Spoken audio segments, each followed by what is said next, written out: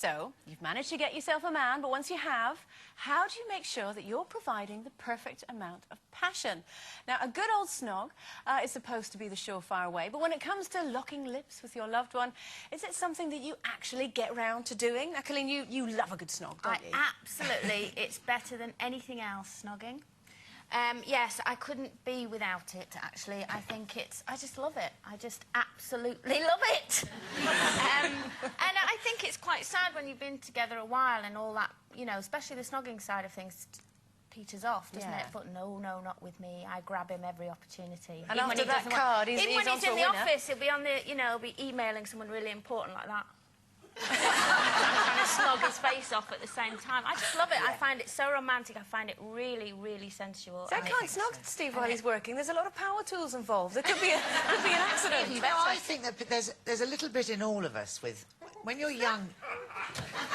When you're young, you kiss. That's the first thing you do, really, isn't it? You snog, and then you get older and whatever. But I think everybody kind of thinks that when there's sort of other things involved, but to actually kiss someone, if you're feeling a bit, it's all a bit run of the mill and day to day, if you just go and kiss somebody, just that physical sensation of touching somebody on the lips and that brings it all flooding back, and away you go again. I just think everybody needs to kiss. Can I just say, Finley's had his first kiss. He announced it last week. He came. He's 6. He's now got a girlfriend called Catherine, who's beautiful. She's a gorgeous little blonde thing. But yeah, he came bouncing up to me at the school gate. He said, "Mummy, I kissed Catherine today." I was like, "Did you?" I said, "Where?" And he said, "In the line." And I didn't actually mean that. He said, "Shall I show you?" And he dragged her over and went, "Catherine, can I kiss you?" And she went, like that. So, yes, he's already had his first go. Yeah. She said, "I don't really want anything to come flooding back. Thank you very much." I agree with you. I think that snogging is the best part of the relationship, because I think it's really sexy and I love it. And I think that it is the first thing to go. And I think that Tim and I are guilty of snatching time to, you know, just have a bit of a quickie or whatever. And you don't actually... No, you don't. No, because you don't... Do you mean a quickie or a snog quickie? No, a quickie, cup of tea, children. Yeah. Don't try this at home. A quick cup of tea. But I think that snogging is one of the first things to go, and I think that Tim and I have been guilty about sometimes letting that lapse. And also, when I do try to snog him, and he just does that, "Oh, stop slopping on." No, he kind of puts you off. Yes, he does. No, because last time I was in your kitchen, you went, "Come here, pet," and you went, "Oh, what do you want?" And you were all like that, and I was going, "Yes, that's because you and Ray were there," but your tongues down each other's throat every opportunity.